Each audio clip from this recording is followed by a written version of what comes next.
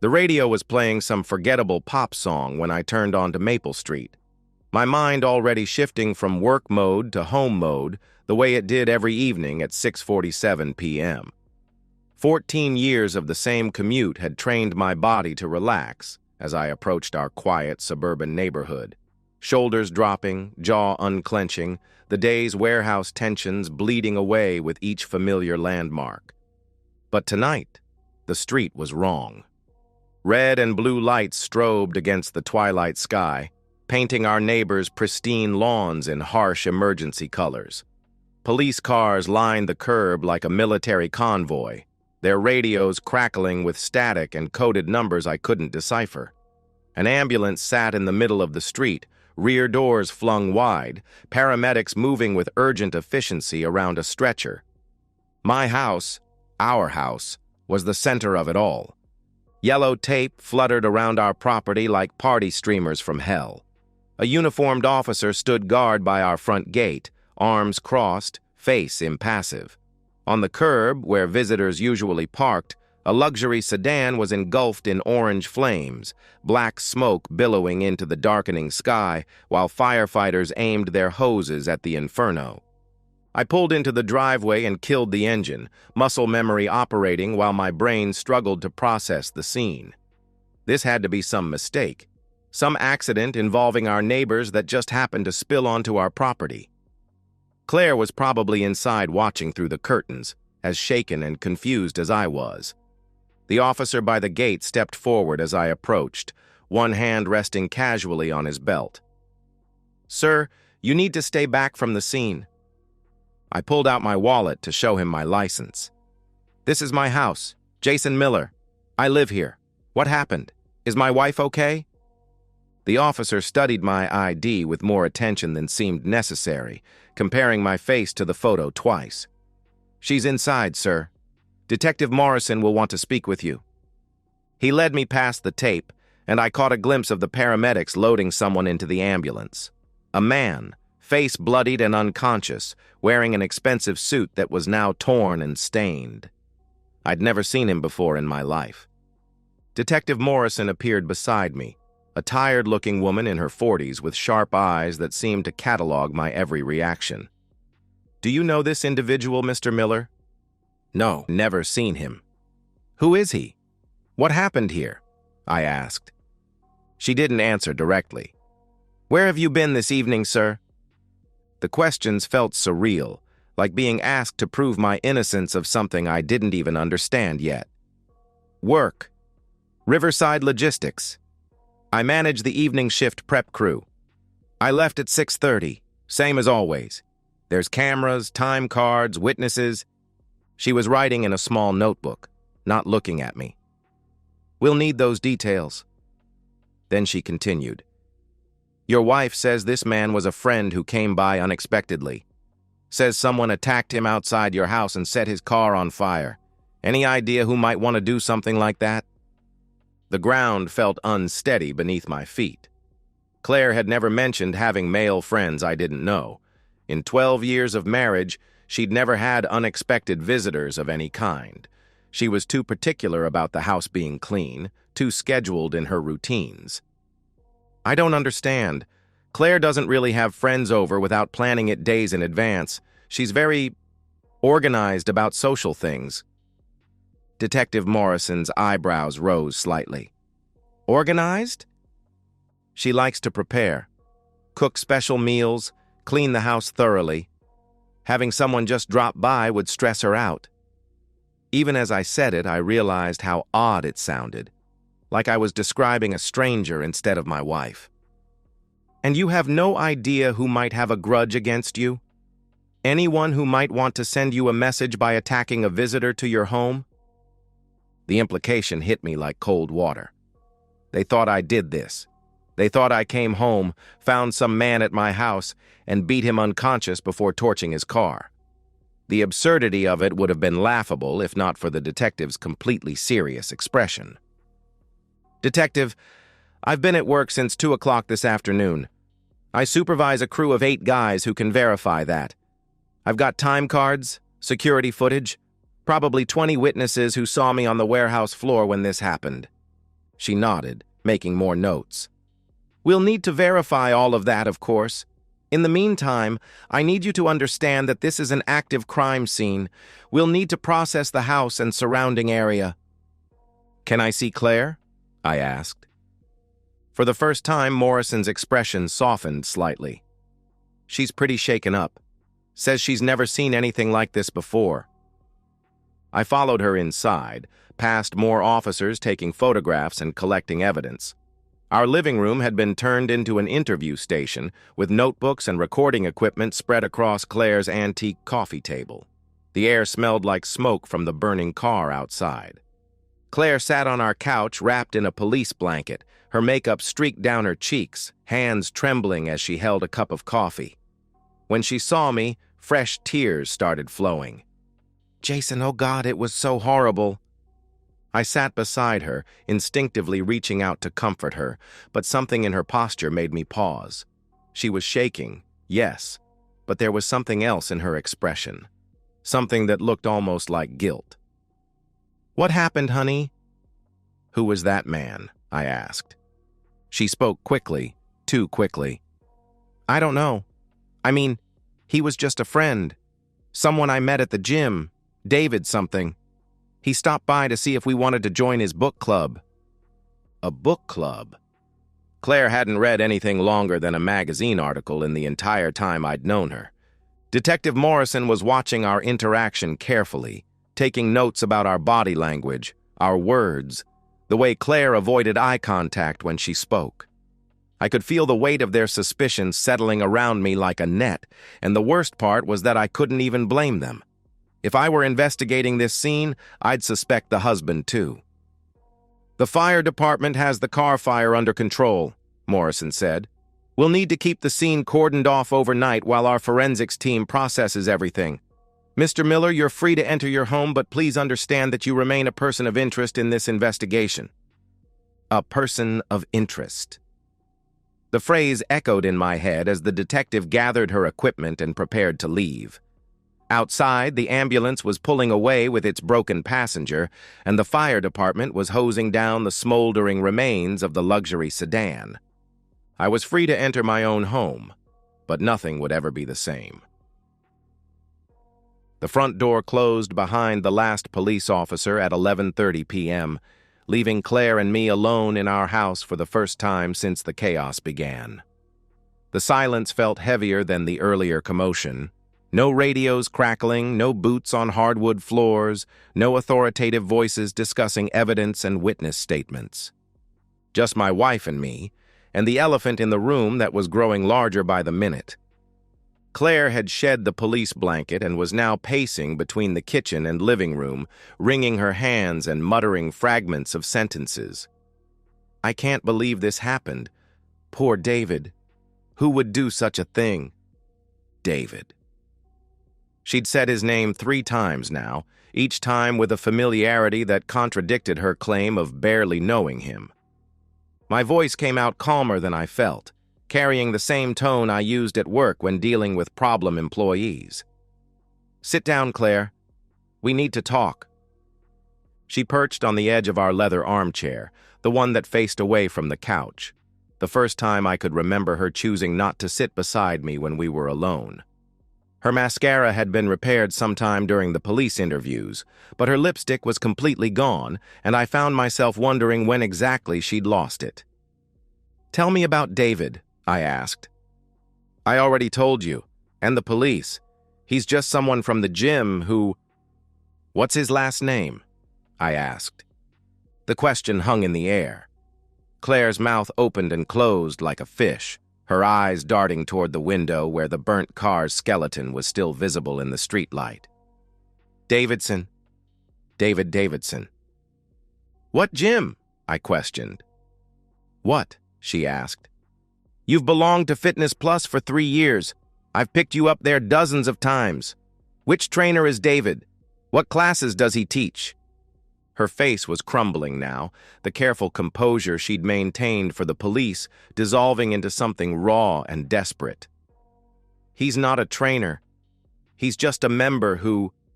Claire. I leaned forward, keeping my voice level. I've seen the credit card statements. You haven't been to the gym in 6 months. The silence that followed was deafening. Outside, a neighbor's dog barked once and went quiet. The refrigerator hummed in the kitchen. Claire's breathing became shallow and quick, like she was having a panic attack. "Jason, I can explain."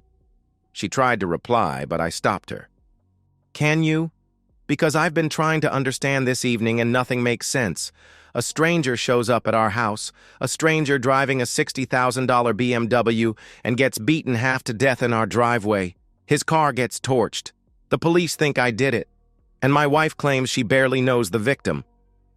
The words exploded out of her, high-pitched and desperate. "I don't know who hurt him. I was inside when it happened. I heard shouting and glass breaking, and when I looked out the window, David was on the ground and his car was on fire. I called 911 immediately." "What was he doing here, Claire?" I asked. She wrapped her arms around herself, rocking slightly. He wanted to talk. About things. Personal things."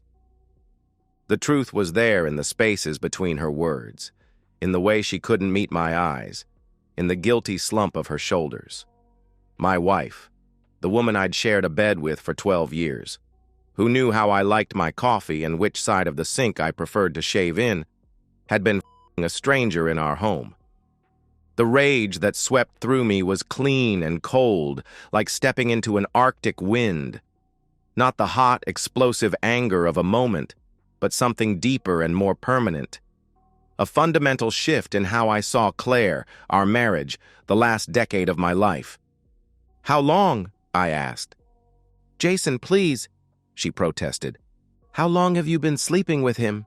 I pressed. Her face crumpled completely then, tears flowing freely as the last of her lies fell away. 6 months. But it didn't mean anything. It was just, I was lonely, and you work so much, and he made me feel... "Get out!" I shouted. I stood up, my movements deliberate and controlled. "Get out of my sight. Go pack whatever you need for tonight. You're sleeping in the guest room." "Jason, we can work through this. I made a mistake, but I love you. I choose you. David was just what, Claire? Just a mistake that required 6 months of lying to my face? Just a mistake that brought police to our door and made me a suspect in a violent crime?" She reached for me, her hands grasping at my sleeve. "Please, baby. I'm sorry. I'm so sorry. I'll never see him again. I'll do anything to make this right." I looked down at her hands on my arm, the same hands that had touched another man in our home, the same hands that had removed her wedding ring at some point this evening and hastily put it back on before the police arrived. The evidence was there in the slight indentation on her finger, the tan line that didn't quite match. "I'm calling Patricia in the morning," I said, referring to the lawyer who drafted our prenuptial agreement 12 years ago. "I'm enforcing every clause of our prenup. You signed it, Claire. You agreed that infidelity would result in forfeiture of spousal support, division of assets, everything." The color drained from her face. "You can't be serious." "I've never been more serious about anything in my life." She stood there for a long moment, swaying slightly, looking like she might collapse. Then, without another word, she walked upstairs. I heard her moving around in our bedroom, opening drawers and closets, the sound of clothes being stuffed into a suitcase. I remained in the living room, staring out at the charred remains of her lover's car. The police had covered it with a tarp, but the shape was unmistakable, a monument to the destruction of my marriage. 20 minutes later, Claire came back downstairs carrying an overnight bag and a pillow. She paused at the guest room door, looking back at me with red, swollen eyes. "I never meant for this to happen." "But it did happen," I replied. "And now we both have to live with the consequences." The guest room door closed with a soft click. Within minutes, I could hear her crying, deep, wrenching sobs that carried through the walls. I went upstairs to our bedroom, where the scent of her perfume still lingered on the sheets. For the first time in years, I had the entire king-size bed to myself. I lay on my back, hands behind my head, staring at the ceiling and thinking about logistics, divorce papers, asset protection, the security cameras at work that would clear me of any police suspicion. Down the hall, Claire's crying gradually subsided into hiccuping silence. I slept better than I had in months. Patricia Hendricks had the kind of office that intimidated people into honesty: floor-to-ceiling law books, diplomas from prestigious universities, and a view of downtown that screamed success. She'd been practicing family law for 25 years, and her reputation for crafting ironclad prenuptial agreements was legendary in our social circle. She was flipping through the files she'd pulled from her cabinet. "I remember this case. Your wife's attorney tried to get her out of signing it 3 different times." I sat across from Patricia's mahogany desk, wearing my best suit and carrying a manila folder full of documentation. "She signed it anyway, and now I need to enforce it." Patricia read aloud, "Adultery Clause, Section 4. In the event that either party engages in extramarital sexual relations, the offending party forfeits all rights to spousal support, marital property division, and shared assets acquired during the marriage." She looked up at me over her reading glasses. "You have proof of the affair?" I slid a flash drive across her desk. "Police report from Tuesday night. Statement from my wife admitting to a 6-month relationship with the victim. Credit card records showing hotel charges, restaurant bills, gifts I never received." Patricia plugged in the drive and spent several minutes reviewing the files, making occasional notes on a legal pad. The police report was particularly damning. Claire's own words, given under official questioning, admitting to the relationship with David Morrison. "This is textbook infidelity under the terms of your agreement," Patricia said finally. "But Jason, I need to ask, did you have anything to do with what happened to this man?" "I was at work from 2 p.m. to 6:30 p.m. on Tuesday. Security footage, time cards, 8 witnesses. The police have already verified my alibi." "Good. Because if there's any hint that you orchestrated violence against your wife's lover, it could complicate the divorce proceedings." She leaned back in her chair, studying me. "Are you sure you want to go through with this? No reconciliation attempts?" The question struck me as almost absurd. "Patricia, she's been lying to my face for 6 months. She brought another man into our home, into our bed. She exposed me to legal liability and police suspicion. What exactly would I be reconciling with?"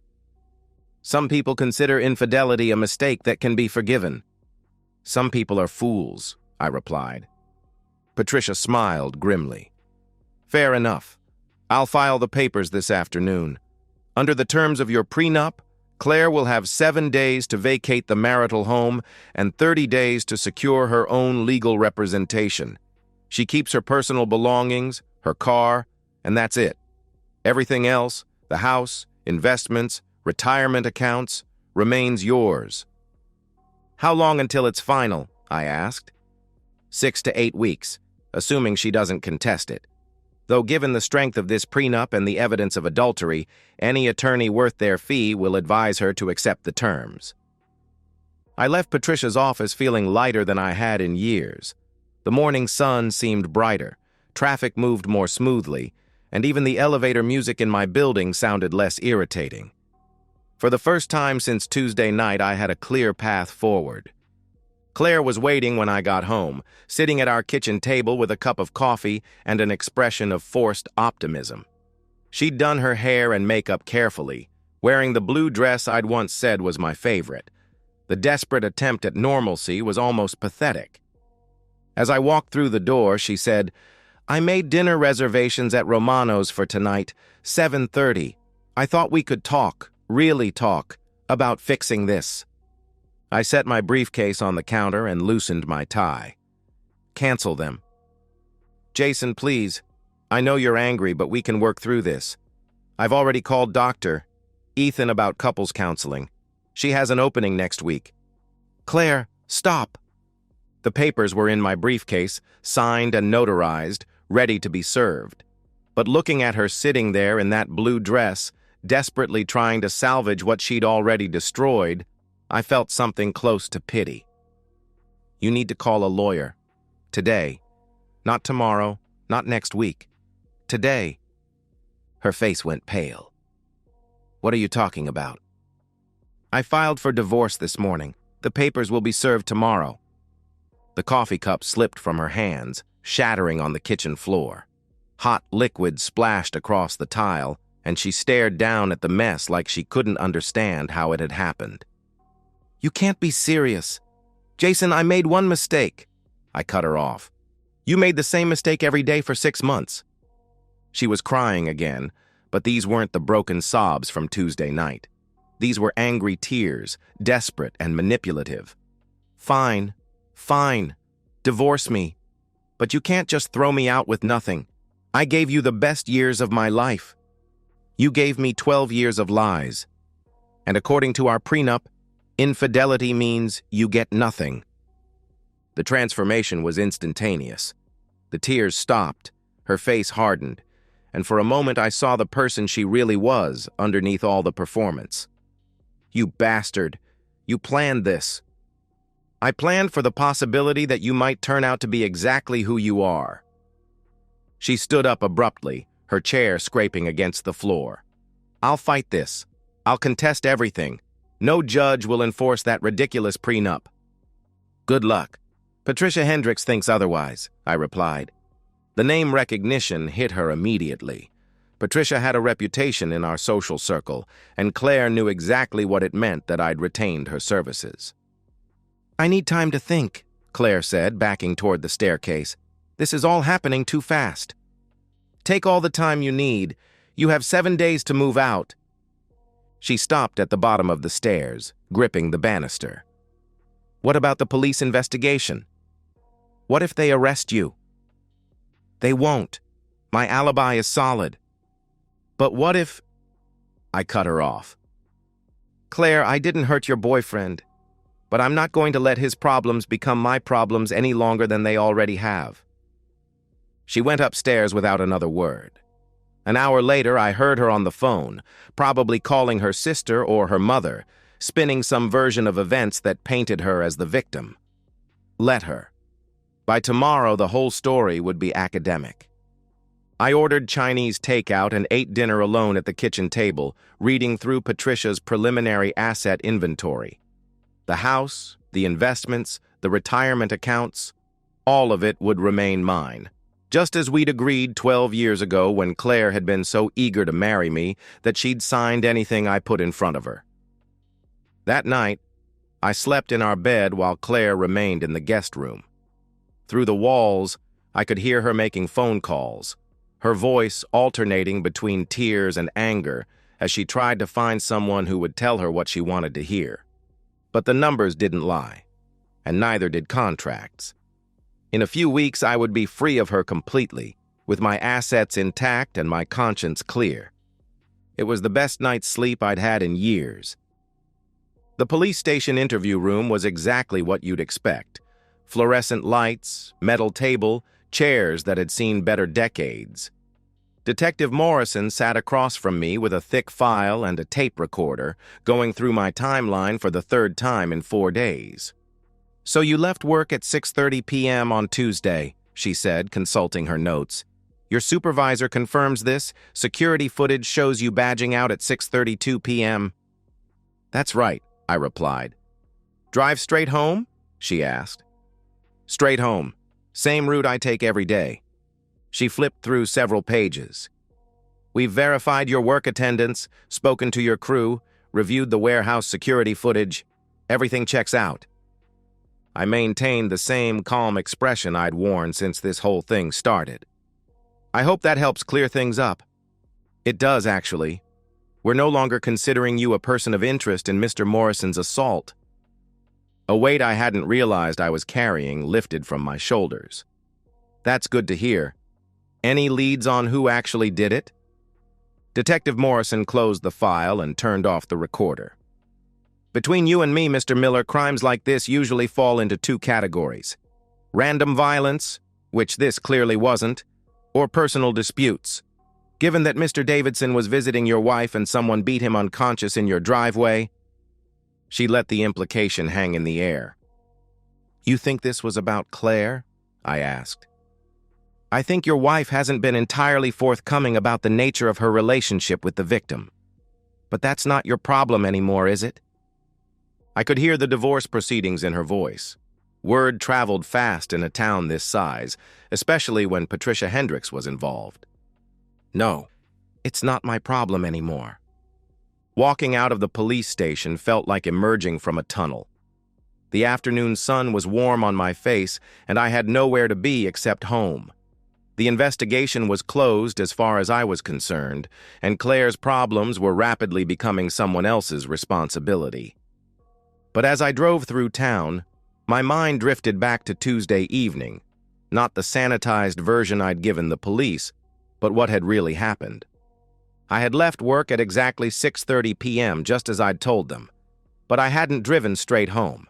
Instead, I'd taken a detour past my house first, something I'd been doing for weeks whenever I noticed that unfamiliar BMW in my driveway during lunch breaks. I'd seen it there 3 times in the past month, always parked in the same spot where visitors usually parked. That Tuesday, driving by at 5:45 p.m., I saw it again. David Davidson's BMW, sitting in my driveway like it belonged there. I parked 4 blocks away and walked back, letting myself in through the basement door with practiced silence. The sounds from upstairs confirmed what I'd suspected for weeks. Claire's laughter, intimate and genuine in a way I hadn't heard in years. The voice of a man I'd never met, speaking to my wife with casual familiarity.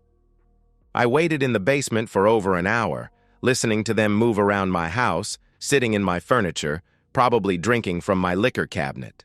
The rage building slowly, methodically, like pressure in a boiler. Watching through the basement window as David Davidson finally left around 7:15 p.m., confident and relaxed, checking his phone as he walked to his car. A handsome man in an expensive suit, carrying himself like someone who'd never faced real consequences for anything. Following him outside, the Louisville Slugger feeling perfectly balanced in my hands. The ski mask I'd grabbed from our winter sports equipment pulled down over my face. Davidson's surprise turning to fear as he realized what was happening. The first swing connecting with his ribs, the second with his shoulder. The systematic, methodical beating that followed, each impact calculated to cause maximum pain without permanent disability. The satisfaction of seeing him crumpled on my driveway, finally understanding that actions have consequences. The gasoline from our lawnmower, the matches from our emergency kit, the BMW's leather interior catching fire with surprising speed. Stripping off the mask and gloves, washing my hands in the basement sink, changing clothes, hiding the evidence in the workshop. Then driving around the block and returning home at exactly 6:47 p.m., to discover the scene. My Oscar-worthy performance of confusion and concern as the police arrived. The memory brought a smile to my lips as I pulled into my driveway. The burnt skeleton of Davidson's car had been towed away, leaving only a black stain on the asphalt where it had sat. Claire's car was gone too, probably at her sister's house where she'd been staying since the divorce papers were served. Inside, the house felt different, cleaner, quieter. More like it had belonged to me all along instead of being a shared space where I was merely tolerated. I poured myself 2 fingers of bourbon and sat in my leather chair, the one Claire had always complained about. Through the living room window, I could see Mrs. Patterson from next door working in her garden, probably hoping to catch a glimpse of the neighborhood's latest drama. Let her look. The police investigation was closed. My marriage was ending on my terms, and David Davidson would spend the next several months learning to walk without a limp. The bourbon tasted like victory. My phone buzzed with a text from Claire. "Please call me. We need to talk about the house." I deleted the message without responding. We'd done enough talking. Now it was time for her to learn what the rest of her life would look like. The sun was setting, painting the sky in shades of orange and red. In a few hours, I'd go to bed in my own house, in my own bed, without having to listen to Claire's breathing or accommodate her need for the room to be precisely 68 degrees. Tomorrow, I'd wake up as a single man with no obligations except to myself. It was going to be a very good life. 2 weeks after the divorce papers were finalized, I stood in my kitchen making coffee for one and watching the morning news. The weather report promised another beautiful day. Sunny, mild, perfect for the golf game I'd scheduled with my buddy Mike from work. Claire had moved out completely the day before, taking only what the prenup allowed her to keep: her car, her clothes, her jewelry, and the bitter realization of what her choices had cost her. The house felt enormous without her presence, but in the best possible way, like stretching out after being cramped in a small space for years. The local news segment mentioned David Davidson's recovery. He'd been released from the hospital with a walking cast and several pins in his ribs, facing months of physical therapy. The police had officially closed the case, citing lack of evidence and suspects. The reporter mentioned that it was likely a random act of violence, possibly a robbery gone wrong. I smiled into my coffee mug. Mike picked me up at 9, and we spent the morning at Riverside Country Club, where I'd maintained my membership throughout the marriage despite Claire's complaints about the expense. She'd always seen it as frivolous, but now I understood it had been an investment in my post-divorce social life. As we walked to the 10th tee, Mike said, "You seem different. Lighter, I guess. 12 years of dead weight will do that to a man." "Any regrets?" he asked. I considered the question as I lined up my shot. "About the divorce? None. About waiting this long to do it? Plenty." The ball sailed straight and true, landing exactly where I'd aimed. Everything in my life felt that precise now, controlled, intentional, mine. We had lunch at the clubhouse, where several acquaintances stopped by our table to offer condolences about my marriage and congratulations about my freedom. Word had gotten around about Claire's affair and the terms of our divorce. In our social circle, adultery was still considered a serious breach of trust, and the consensus seemed to be that I'd handled the situation with appropriate dignity. Over his sandwich, Mike said, "I heard she's staying with her parents."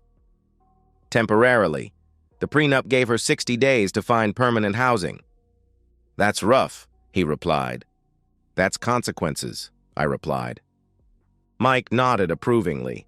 He'd been through his own messy divorce 5 years earlier, but without the protection of a prenup. His ex-wife had taken half of everything and still collected alimony.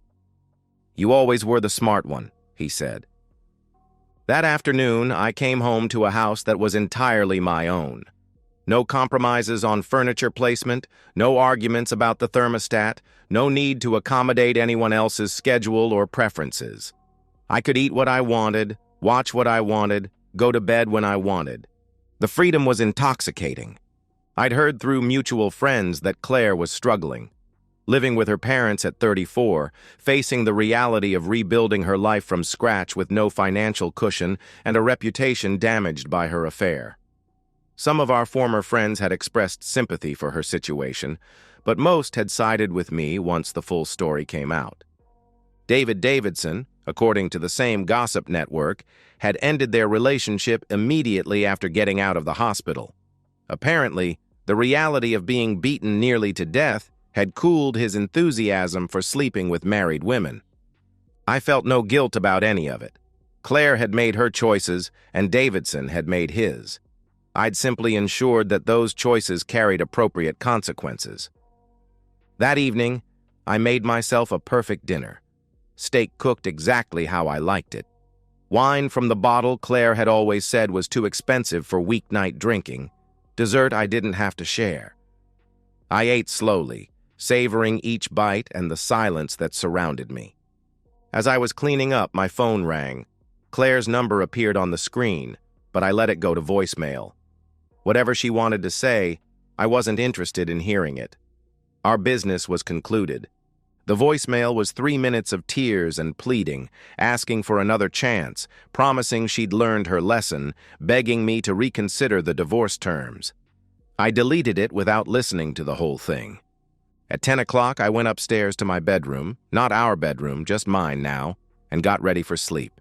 The king-size bed stretched out before me like an ocean of possibility. I could sleep diagonally if I wanted to, or spread out like a starfish, or pile all the pillows on one side. Instead, I lay on my back in the center of the bed, hands behind my head, and stared at the ceiling. The house was perfectly quiet, except for the subtle sounds of settling wood and the distant hum of the refrigerator downstairs. No crying from the guest room. No passive-aggressive sighs about something I'd supposedly done wrong. No pretending to be asleep when Claire wanted to discuss her feelings about our relationship. Just peace. I thought about Davidson, probably lying in his own bed with his injuries throbbing, wondering who had beaten him and why. I thought about Claire, crying into her childhood pillow while her parents whispered about what a disappointment she'd become. I thought about the life I was going to build from here. Travel, hobbies, maybe eventually dating someone who understood loyalty and commitment. The future stretched ahead of me like an open road. Outside, the neighborhood was settling into its nightly rhythm. Dogs being walked, porch lights turning on, families going through their bedtime routines. Normal people living normal lives, most of them never having to deal with the kind of betrayal I'd endured. But I'd handled it perfectly, methodically, with the same attention to detail I brought to everything else in my life. The police investigation was closed. The divorce was final. My assets were protected. My reputation was intact. Justice had been served on my terms, and the future belonged entirely to me. I closed my eyes and drifted into the deep, dreamless sleep of a man with a clear conscience and no regrets whatsoever. And so, we've reached the end of today's story. Was it what you expected, or did it take a twist you didn't see coming? I'm curious to hear your thoughts. Share them in the comments below, and let's get a conversation going. If this story kept you hooked, make sure to hit that like button. And if you're new here or just haven't subscribed yet, now's the perfect time to join our community. I bring you fresh, captivating stories every day, so click that subscribe button and turn on notifications so you never miss out. Thanks for watching, and I'll see you in the next one.